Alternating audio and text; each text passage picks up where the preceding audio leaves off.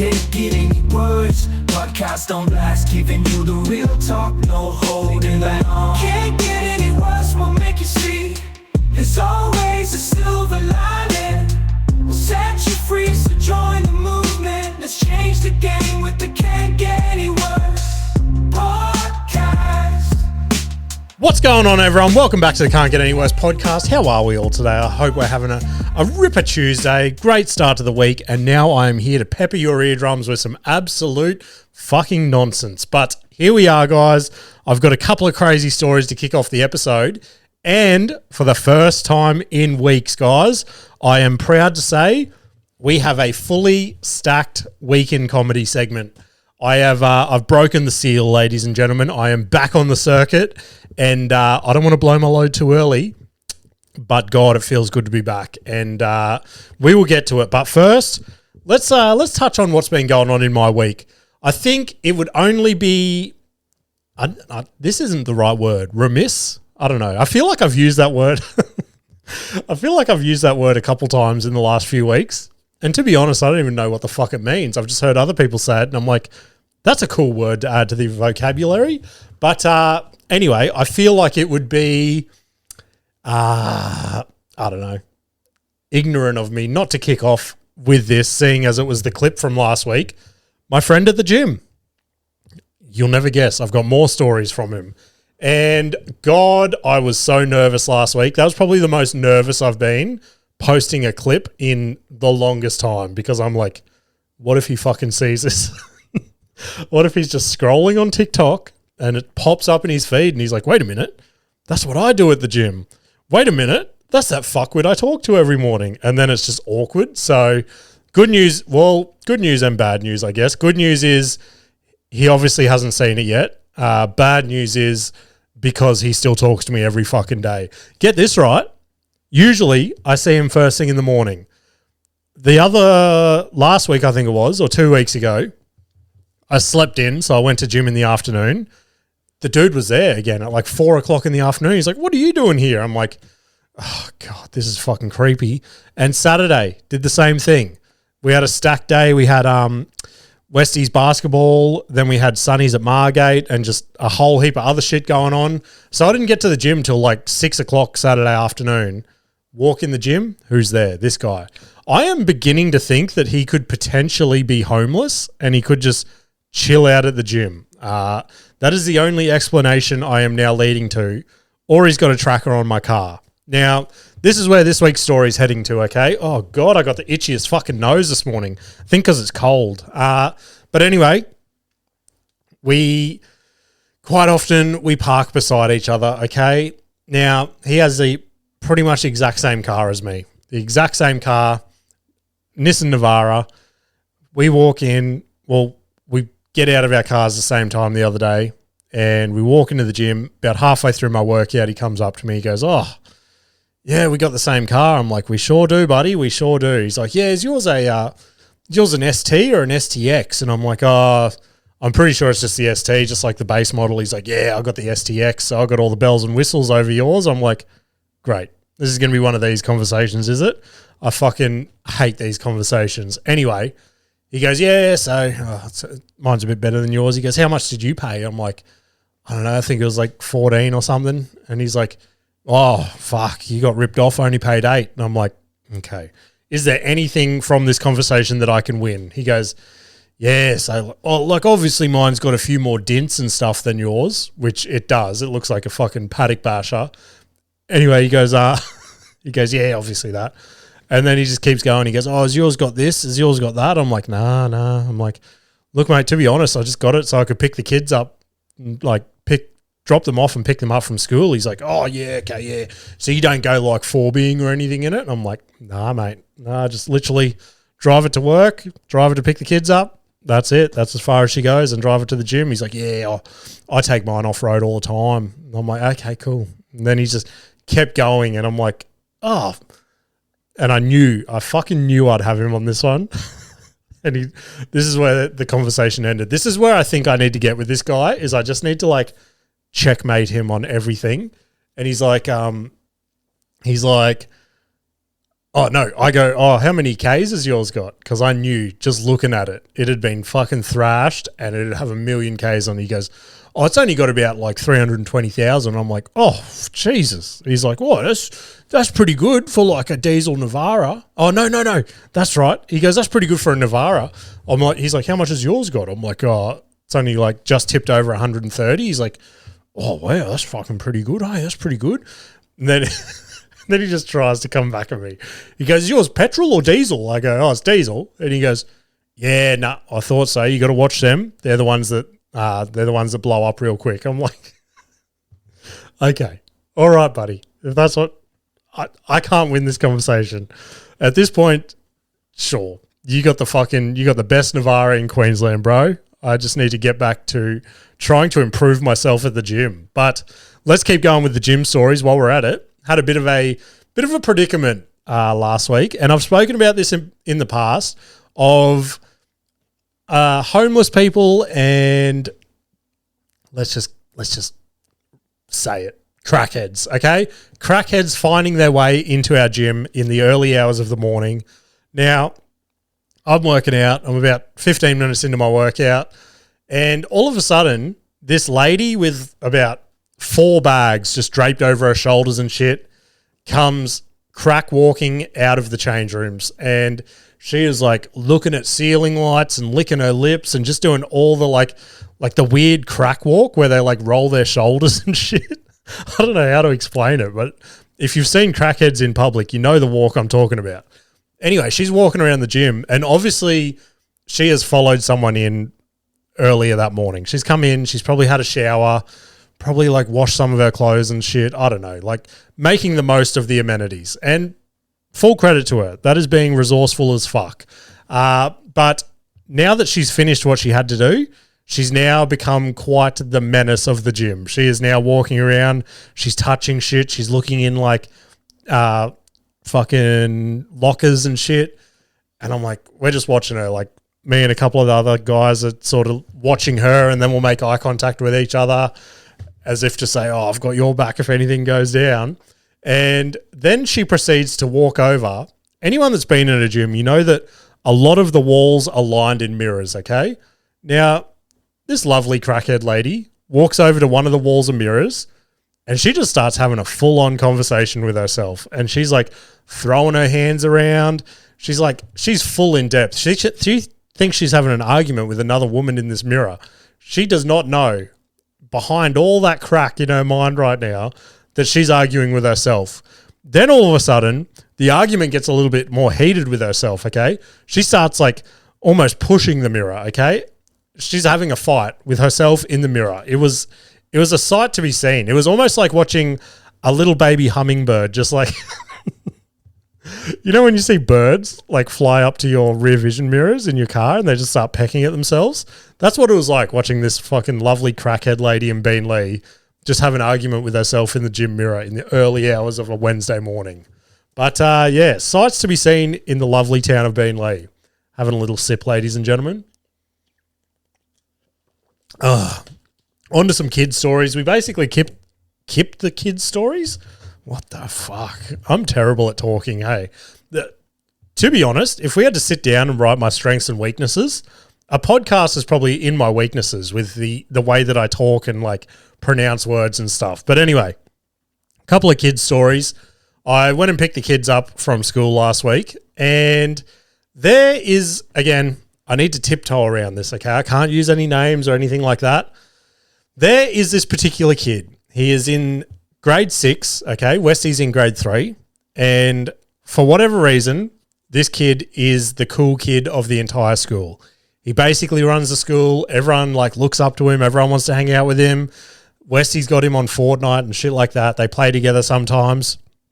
And every now and then I hear him be like a bit of a dick on Fortnite to Westy. So I'm like, Westy, give me the controller. And I just fucking smoke this kid for the sake of my 8-year-old son. And then this kid on the other line, he's like, oh, Westy, you're so fucking good at Fortnite. And Westy has to pretend that he just smoked him. Anyway, heaps of scenarios like this. Like one of Westy's best friends, his older brother's getting like picked on by this kid. And I'm like, oh, this kid is a fucking dog. Anyway, I didn't really know who this kid was, right? Okay. because the only interactions I've really had with him is through Fortnite. I don't get to see him. And then, like, just hearing stories around the parenting circles and stuff like that. So I'm like, who the fuck is this kid? Anyway, I go pick Westy up last week. We're walking to the car, and all of a sudden, this group of kids behind us, probably a group of maybe 6 to 8 kids, and one clear leader. And I could tell this was him. I just hear this kid go, Weston. And Weston turns around, and then he's like, oh, Dad, can I go say goodbye to blank? And then I'm like, yeah, okay, sure. Go see them interact, do their like cool guy handshake. And I'm like, oh, those were the days. Anyway, Westy comes running back. I go, who was that? And he goes, that is ... And I've gone, oh, that's the kid. Now, there was one clear, distinct, outstanding feature from this kid that completely blew my mind, because back in my day, ladies and gentlemen, back in my day when I was running the playground, this shit did not happen, okay? The coolest kid at Westy's school happens to be a ranger. That's right. The coolest kid in the entire school has red hair. Now, I don't know what has happened in the schooling system these days. I know we've got all woke. I know we're trying to let people be who they want to be and stuff. But if there is one thing in the playground rule book, you cannot have the rise of the ranger, okay? It is not a thing. That cannot happen. We need to beat them. We need to beat them down. Did South Park not teach us anything? Rangers do not have souls, okay? They cannot rule the roost. We need to crack down on that. So that's my little side quest in Westy's school at the moment, to crack down on the rangers just rising to glory. So, but yeah, it was insane. It was insane how the dynamics of the schoolyard have changed since I was back in school. But shout out to all the rangers that listen to the podcast. I actually had a ranger on the couch before, Cody Grimsey. Shout out to Cody. Oh, God. More kid stories. Let's go. Actually, I'm going to swap these two around because this one ties in perfectly. Again, I was doing the school pickup the other day. Now, where we park, I don't park in the school car park because it's always chaotic and busy as fuck. So I park on this like side street, and there's a back gate through the school and stuff. And a heap of parents have sussed this out. Like, the whole street is full of cars. And the other day, I picked the kids up, we walk up, and I've had to park on the other side of the road. So we've got to cross the road, okay? And the street was busy as fuck. There were a couple of trucks and like roadworks and stuff going on. So it was a little bit tricky to have both my kids by the hands and like trying to peer around trucks to make sure the coast is clear and stuff. Now, almost every day I park behind this one dad, okay? We just get there at the same time. He pulls in, I pull in behind him, or vice versa. And he just stayed, like, I think his kids are in higher grades, so they can walk themselves to the car. And he just chills in his car, and he does the cool thing where he like puts his legs out the window and like rests his feet on his mirror, and he's just chilling. And I'm trying to look around the road. I can't fucking see. And I'm like, oh, boys, we're going to have to run it. And as I go to make that decision, I look across the road, and my lovely friend that I park either in front of or behind every day, he looks out his window, he sits up, and he gives me a big wave across the road like this. And I've gone, oh, thanks, mate. You're a big help. So I give him a wave back. I go, thanks, mate. And then as I say that, in full confidence, he looks at me and he goes, oh, no, I was just telling my kids to cross the road. And I look behind me, and his kids are skipping across the road. Oh, God, my heart sank. I've never been so fucking embarrassed in my life. I can never do school pickup again. I was like, oh, no worries. Have a good day. Like, what the fuck? Oh, it was so awkward. I don't know if I relayed the awkwardness like across enough in that conversation, but oh my Lord, it was humiliating. But last kid story, I think, this is the last kid story. We wake up the other morning, and look, I'll put my hand up. My bad. I forgot to do it. I forgot to take the rubbish out the night before. We wake up. There is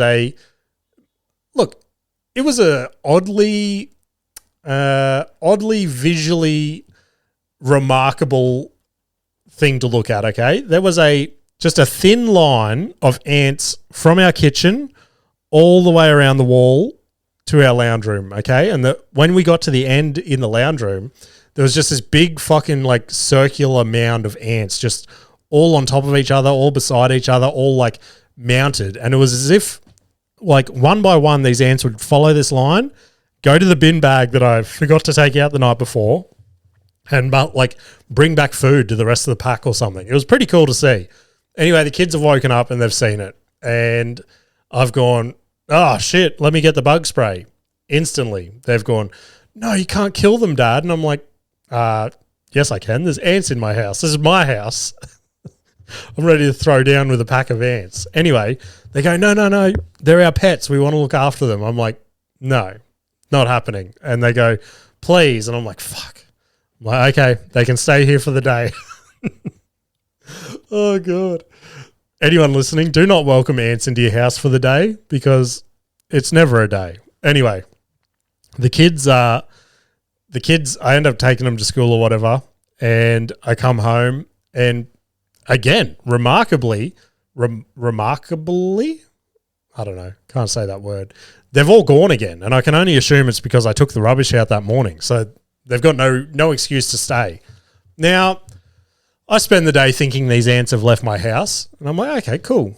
Problem solved. I don't need to stress about that. Go pick the kids up from school, bring them home, and Westy and Parker walk in the door. They're like, oh, the ants are gone.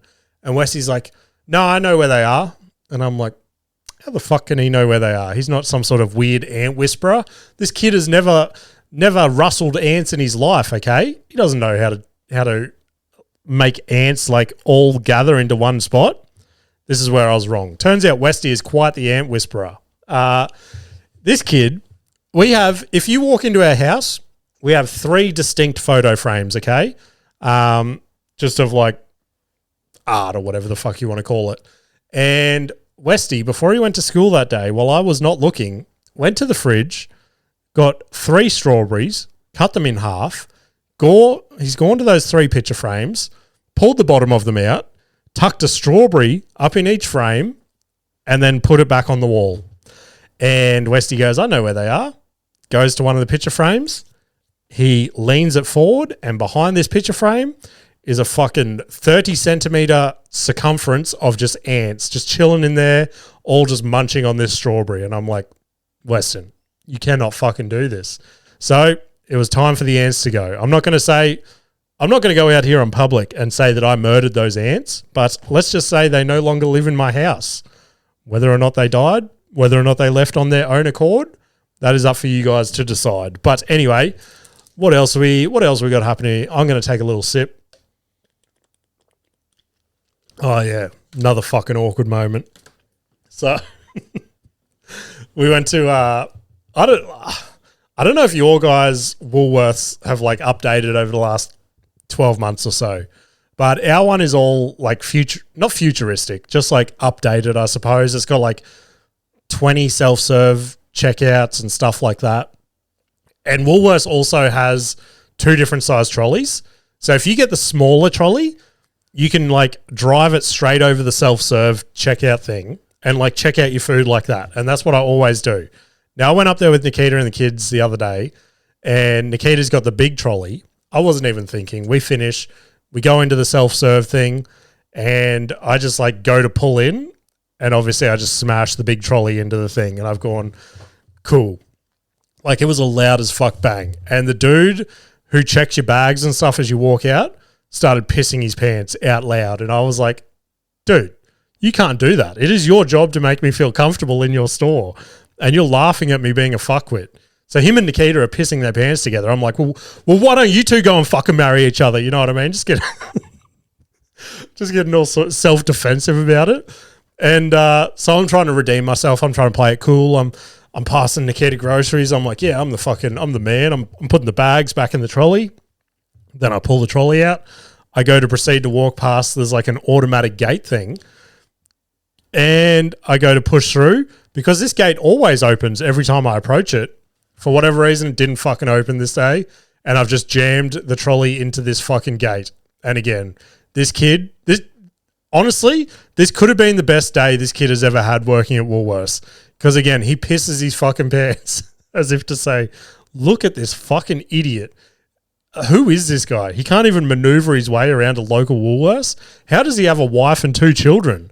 He surely doesn't have a mortgage or any other adult responsibilities because he cannot even get out of a Woolworths successfully. But joke is on you, my friend. The joke is on you. I am a successfully functioning adult of society. Oh, God. How else would I be able to go to Woolworths and afford the cost of living these days, okay? Unless I was a successful adult. But last little story I had from this week was went to the local corner shop yesterday, and this just made me giggle. I go in there. I just had to get a couple of things, put it on the counter, and this little girl, she was maybe, I don't know, 10 or 12, came running in, and she'd just bought an energy drink. And she goes to the lady. She's like, oh, my energy drink, I tried to open it, and the cap snapped off.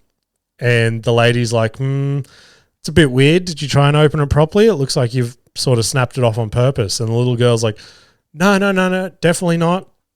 So she goes, all right, go and replace it then. All good. Just leave that one here. So the little girl drops it on the counter, runs over to the fridge, gets out another Monster energy drink that is not the same flavor that she just like exchanged. So clearly she's bought the old one. Like she's bought one, taken it out to her friends that are outside, and they've gone, you're a fucking idiot, Tiffany. That is not the right Monster energy flavor we all wanted to share at the skate park later today. You need to go and fix this. So she grabs this new flavor and runs out. And as she goes to run out, the shop lady's like, hey, that's not the one you got. But this girl's already like out the door. And now the shop lady's just like, oh, fucking kids. And I'm like, yeah, is what it is. So I pay for what I got to do. And then I walk out expecting them to be gone. This little girl is sitting just outside the door on her butt, just trying to pull her rollerblades back on. And it just made me laugh so hard. Like, if you're going to do a robbery, do not do it in rollerblades. Like, that is the worst possible getaway tool of all time. Unless you wear the rollerblades in the shop, there's just no getting away from it. So, yeah, rollerblade robbery at its finest. Like, the shop lady could have just walked outside and been like, hey, give me that back, you fucking stupid little girl. But obviously she didn't know she was behind there. But anyway, let's rip into my weekend comedy. It's been a while since we've done this, so let's rip right in. I spoke last week. I'm just going to have another little sip. I spoke last week about locking a gig in, driving to the gig, having a mini fucking panic attack, turning around and being a pure bitch about it, okay? And I was chilling at home. No, I was at work, actually. I was at work last Friday, get a message, and it's a room runner. They go, hey, just had a dropout for tonight down at Matic Brewing. Do you want the spot? And I've gone, I go, give me 10 minutes and I'll let you know. So I text Nikita. I'm like, hey, just got offered a spot tonight. Are we doing anything? And she goes, no, fucking take it. You need to start doing comedy again. Gives me this big fucking inspirational spiel. And I'm like, oh, all right, fine. So I'm sitting there at work. I've accepted this gig. And in the back of my head, I'm like, you're not going to go to this gig, idiot. Fucking, it's not going to be possible. Now, they make the group chat for the gig. Everyone's thumbs upping, going, oh, yep, cool, so excited. And someone in the group chat messages me out of the group chat and he goes, hey, mate, can I get a lift to the gig tonight if I catch the train to Beanley train station and you drive me from there? And I've gone, fuck. Because I hate driving people to gigs. But in the same instance, I was like, if I have someone in my car and I have to drive them to the gig, I can't be a little bitch and pull out, can I? So I'm like, yeah, okay, I can drive you there. But I was like catching up with a mate after it. So I'm like, I can drive you there, but I can't bring you back. He's like, yeah, sweet. So I pick him up. We're driving to the gig, making small talk, shit like that. I get to the gig and holy fuck, I have not felt these nerves since I started doing comedy. Get to the gig. It is fucking packed out more than usual. They've added like extra tables and shit at the back. Normally like the comedians chill on the couch up the back. And the tables were like all the way up to the couch this time. I'm like, oh, God, I'm going to fucking bomb in front of all these people. And I was nervous as fuck. And thankfully, on top of driving the other comic to the gig, that held me accountable, I suppose. Then the MC that was on the show, pretty like I wouldn't say we're probably pretty close, I suppose. He's always been a huge supporter of me in the scene, I suppose. Always giving me spots, always like told me I've done good after sets, blah, blah, blah, giving me tips and shit. And he was the MC, making small talk before. I go, I haven't done comedy in like 4 weeks. I'm peaking. He's like, you're going to be fucking fine. You're stressing about nothing. And I'm like, oh, I don't know, man. Anyway, I was up. What was I up? I think I was up third or something, which is like, it's my favorite spot in that room. It's like just before the headliner and shit like that. And I'm like, oh, God, everything is stacking up well, but I feel like I'm going to make a complete balls up of this. Now, the act before me is on. I'm standing off to the side of the stage, ready to go on after them. And the MC's standing there, and he's chilled as fuck. He's watching the football on his phone. He's watching the football on his phone, and he's trying to make small talk about the football. I'm like, dude, I don't think I can go on. Like, I'm getting ready to run out the door. And I'm like, I'm going to fuck this up so bad. And he's like, dude, chill out. Like, you're going to do fine. I'm like, I don't know, like full start fucking panicking again. And I'm like, and he goes, all right, you ready? I'm going to bring you straight on. And I'm like, all right. And even when he leaves me, I'm like, I wonder if I could just run out the door. And when he introduces me, I could just say, I don't know, I got a call from Nikita or something. I had to go really quick. But I didn't do that. I pushed through.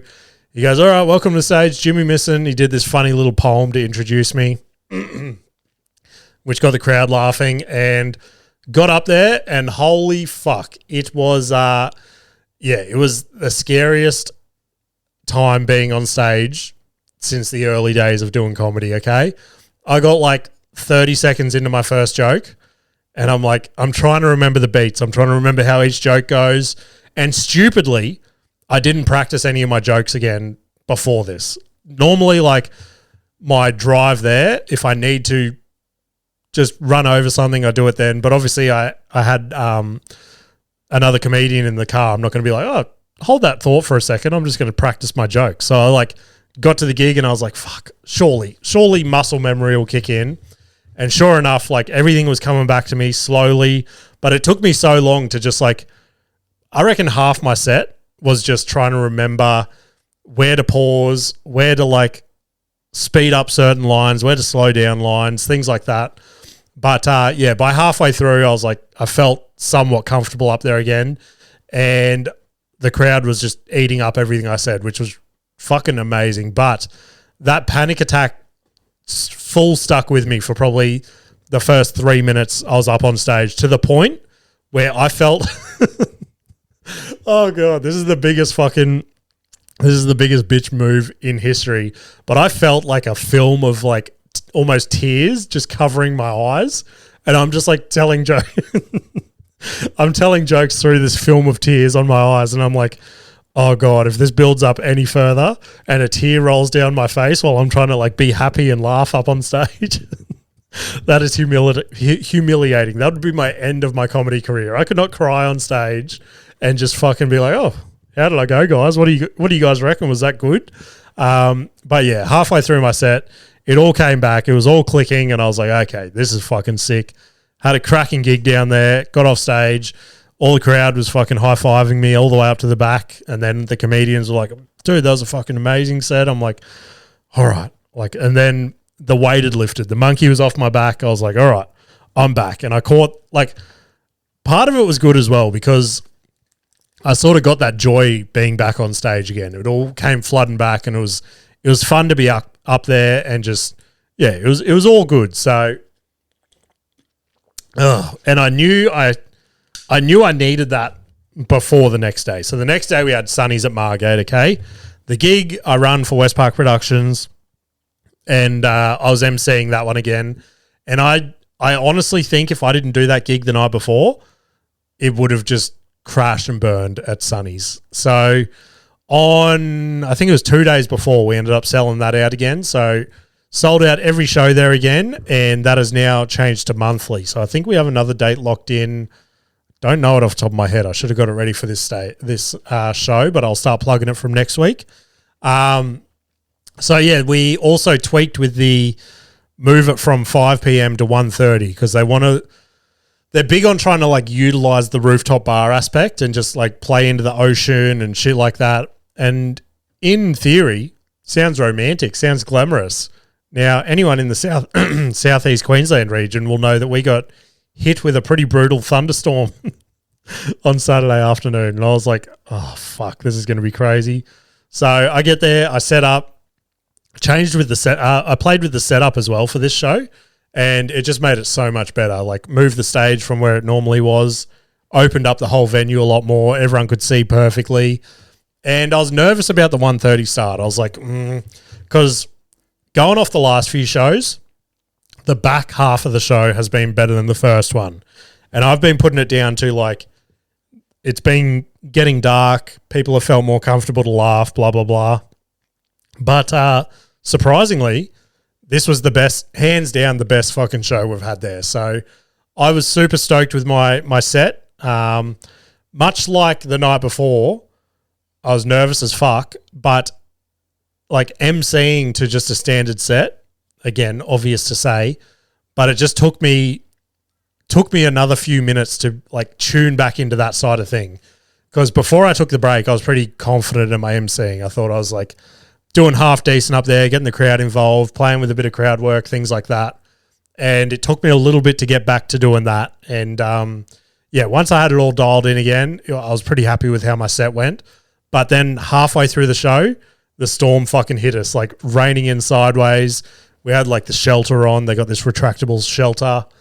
And probably like, I don't know, four to five of the tables just got completely drenched. And we were like trying to play it off. I'm like, oh, you guys all good? Like, bring your chairs in. Everyone get all nice and tight. But hats off to everyone that came to that show. They were all stoked. That half the crowd was standing for the back end of the show.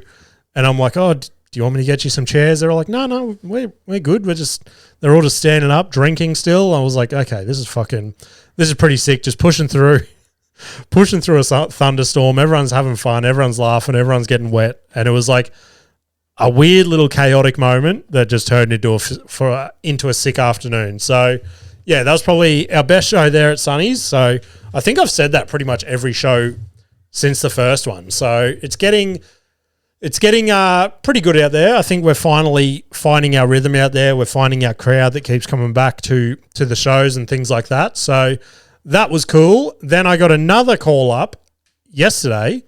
Hey, I had a call out, had a pull out of the casino, and I've gone, oh, here I go. Comedy 3 days in a row. From going from 4 weeks without doing comedy to now 3 days in a row.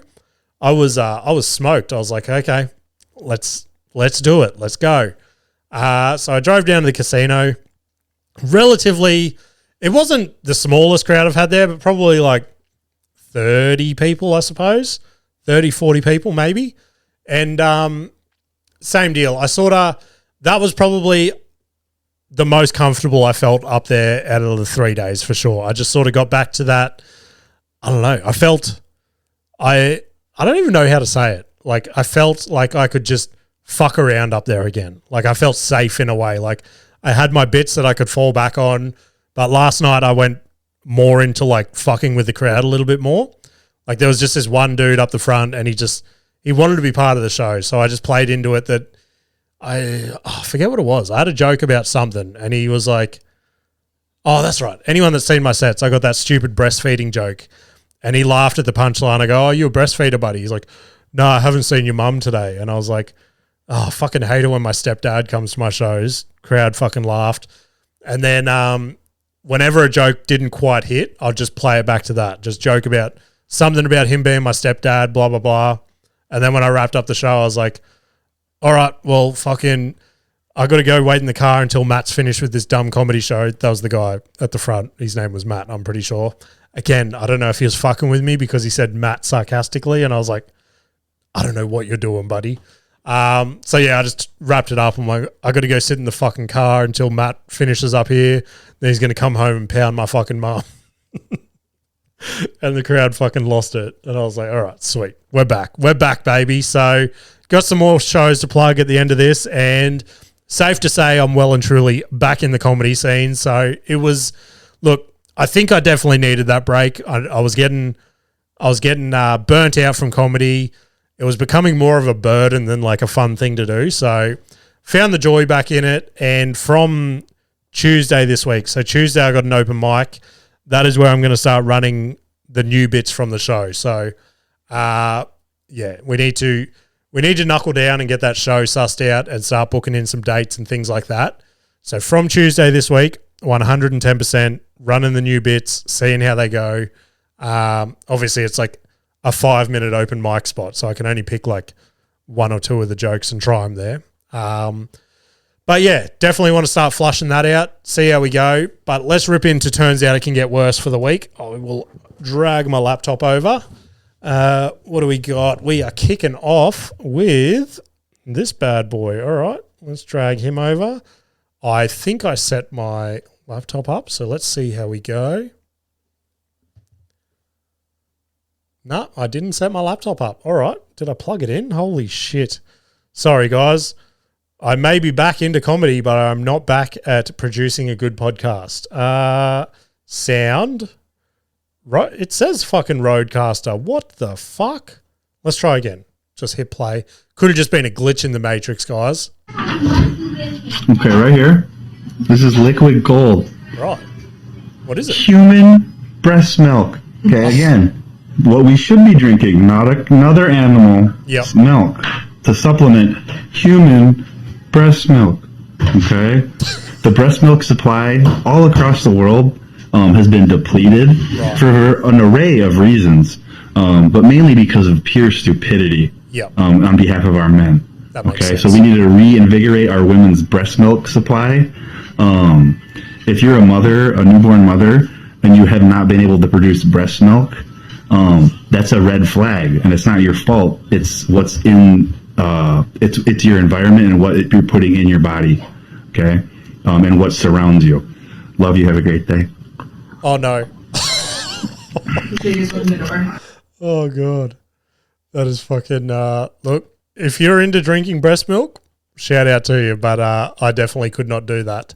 What do we got next? We have this lovely lady. Let's drag her over. All right, what's she up to? Sometimes I wish I was a puppy or a kitty cat. Yeah. Because somebody would love to hold you and love you and squeeze you and kiss you all over. Yeah. Amen to that. Amen to that. Oh, amen to that. I wish I was a kitty cat as well, just so people could hold me and squeeze me. Oh, God. All right, then we got this bloke. I love these people on the internet, hey? They just bring me so much joy. What's this guy? Might as well share this because it's the day. Have I ever had a gay experience? Yes, I kissed a guy, had no feelings in my dick. Definitely not gay. Nah, for sure. For sure. I think that's how you can tell. If you kiss a guy and you got no feelings in your dick, definitely not gay. That's how I found out anyway. So let's finish off with this lovely lady. All right. I really hate when they eat it and then they realize that my Garfield is gripping their tongue, and so now they just want to feel it. They need to feel it. They have to feel it. I don't have time for that. Like, if you're gonna eat me out, I got my Garfield's great. It's grand. I'm telling you right now. So if you want to eat me out, fine. But if you want to go past that, just don't even start, because when it grip your tongue, you gonna damn sure want to penetrate. Oh dear. Oh God. Jesus. Look, I don't even know what to say to that, guys. There's nothing I can say. She said it all. When that Garfield grip your tongue. Oh, yuck. Anyway, what else we got? A couple of notable news stories from the week. And again, I won't touch too much on this. Everyone's had their opinion on it and things like that. But a couple of big deaths this week. Ozzy Osbourne. Look, I was not a huge Ozzy Osbourne fan. Adrian was surprised this week when I go, I don't even think that I have heard an Ozzy Osbourne song besides hearing it in the hit film Tag. And Adrian goes, what the fuck is Tag? Adrian's never seen Tag, believe it or not. He's seen all these stupid movies like The Matrix and stuff, but he's never seen the hit comedy classic Tag. But anyway, so shout out to Ozzy Osbourne. From all reports, he helped a lot of people, but this was the death for me this week. We all know it. Hulk Hogan died at 71 years of age. Holy fuck. We would not have wrestling today without him.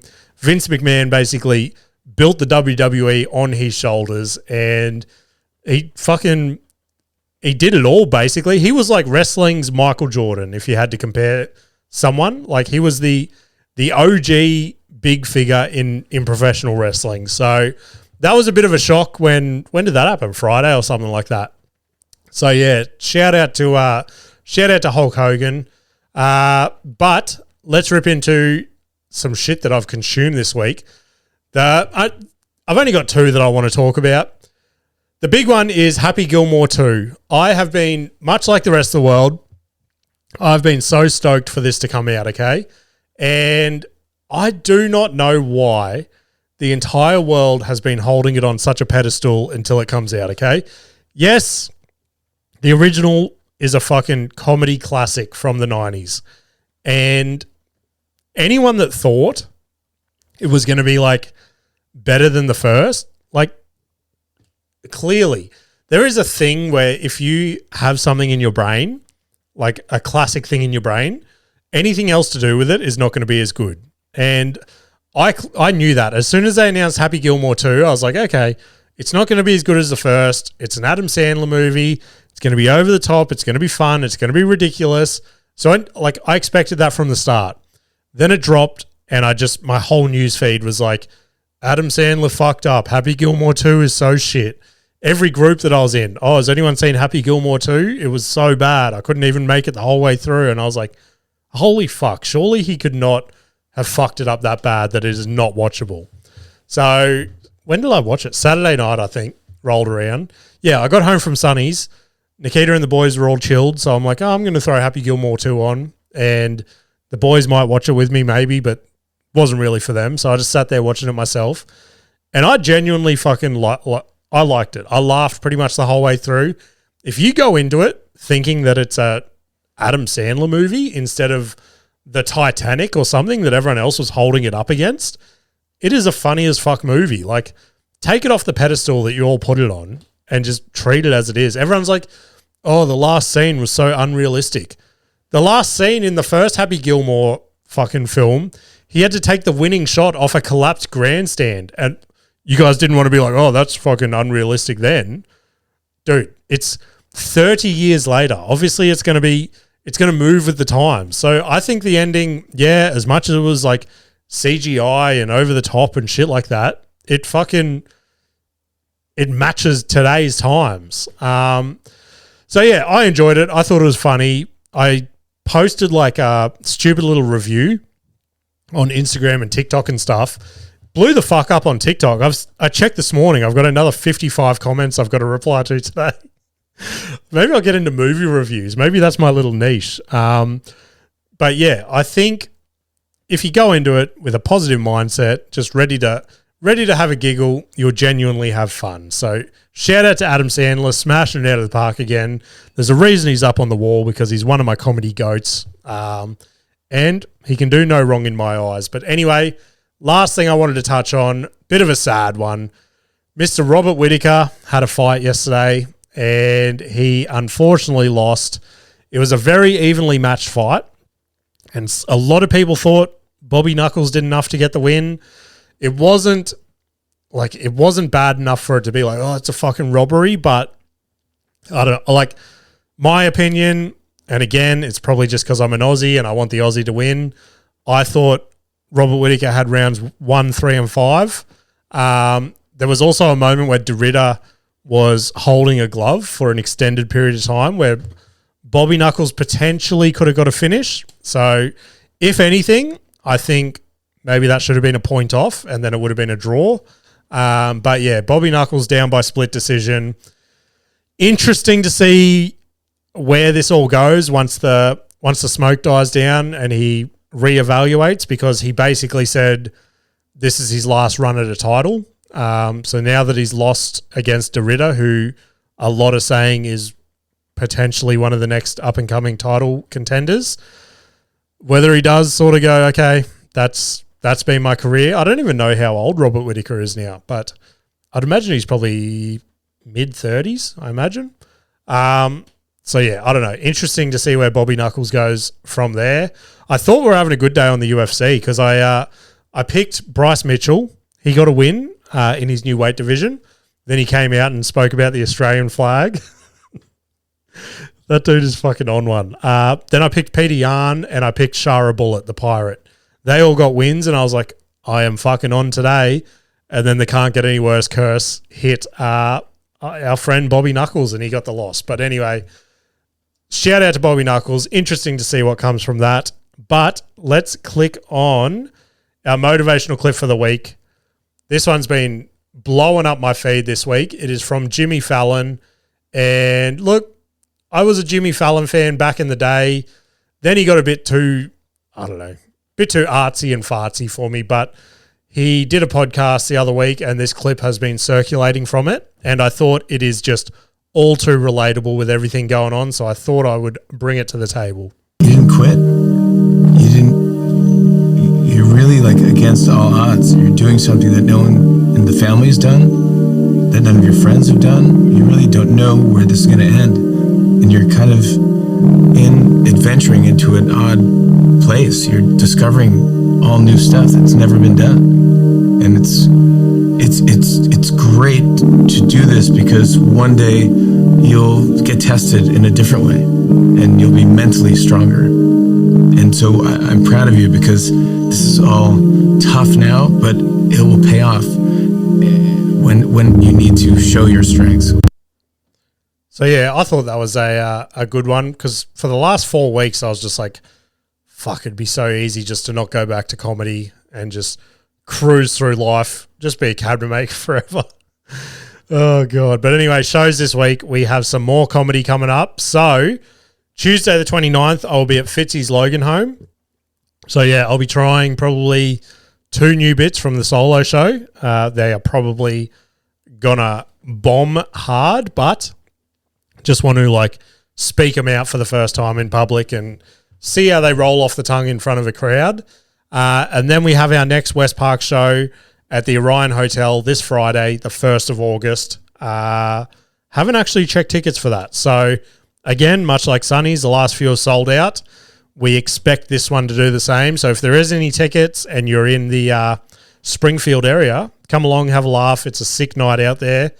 And again, another cracking lineup for that one. But if you can't make it to any of those shows and you want to get in touch, like I said, the last month or so, a lot of you guys have been messaging me and shit on Instagram, and I genuinely fucking appreciate it.